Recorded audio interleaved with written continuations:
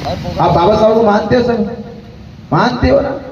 तो बाबा साहब अम्बेडकर जी को मानने वाले लोग, भगवान बुद्ध को मानने वाले लोग क्या कह सकते हो दुनिया में सर उठा के कि महाबोधि महाभियान हमारे हाथ में? कह पाओगे? क्या कह पाओगे ये? अरे भाई कह नहीं सकते तो फिर कौन सा आपका अस्तित्व है दुनिया में? अस्तित्व क्या बचा आपका? ये खाना कमाना, केवल जिंदगी जीना ही केवल मनुष्य का अस्तित्व होता है।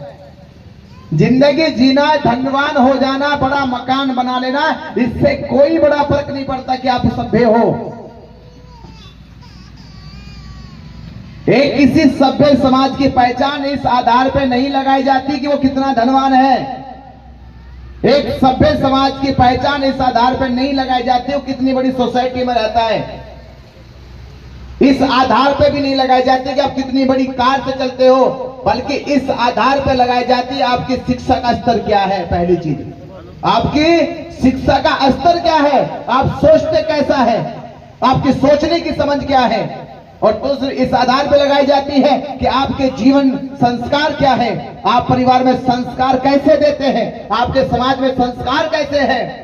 और तीसरी इस बात पे लगाई जाती है कि आपकी संस्कृति विरासत जिंदा है या नहीं है। इस दुनिया में इतिहास जिंदा किया जाता है।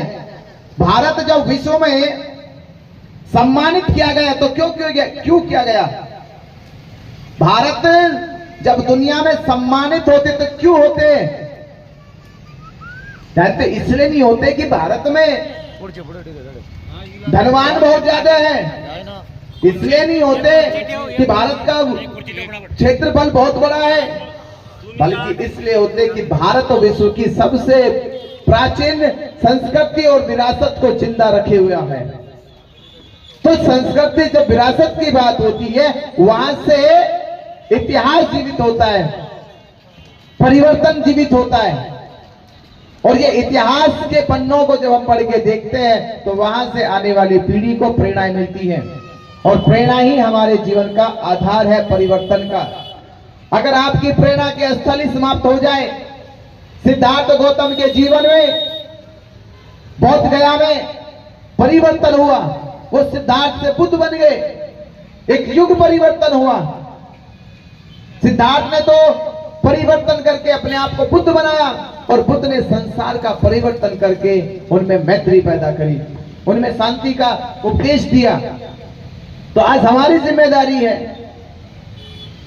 कि जिस धरती पे सिद्धार्थ गौतम बुद्ध बने, जिस धरती पे 2300 साल पहले सम्राट अशोक ने महाबोधि महाविहार की नींव रखी, जिस धरती को संसार के लोग शांति, मैत्री और साधना का प्रतीक मानते हैं, जिस धरती को संसार के लोग अगर भारत में कहीं सबसे ज्यादा माथा टेकने आते हैं, नतमस्तक होने आते हैं, तो बोध गया की धरती महाबोधि महाविहार है। वो धरती है। एक बार मुझसे साथी मिले, मैंने कहा कि भाई तुम दुनिया वालों भारत में क्यों आते हो? तुम दुनिया वाले भारत में क्यों आते हो? क्या तुम्हें यहाँ भारत में अल्लाह बुलाते? बोले कि अल्लाह नहीं बुलाते। बोले क्या भारत में तुम्हें यहाँ यीशु मसीह बुलाते? बोले नहीं बुलाते।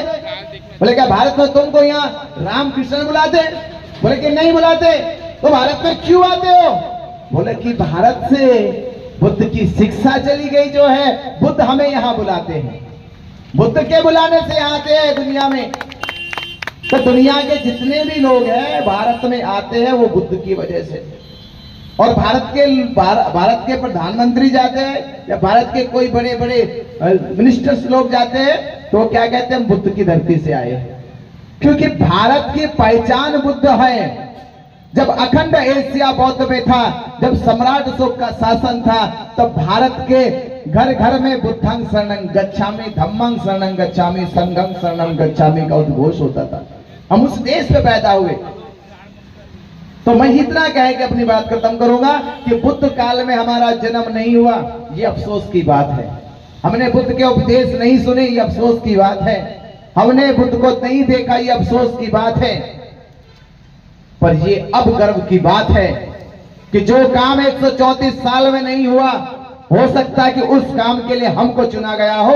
आज हमें गर्व होता है, फक्र होता है कि महाबोधि महाविहार की मुक्ति के लिए हमको चुना गया, इस पीढ़ी को चुना गया। तो आप अपने आप पे गर्व करो। हो सकता है 134 साल से वो काम इसलिए नहीं हुआ कि वो काम तुम लोगों के हाथों में आना था, उस काम को तुम पूरा करने वाले थे। तो इसी काम को पूरा करोगे तो भारत में और दुनिया में नाम ऐसे ही रोशन करोगे जैसे सम्राट अशोक का हुआ है, ऐसे ही रोशन होगा। क्योंकि आने वाली पीढ़ी जब आपके घरों में जन्म लेगी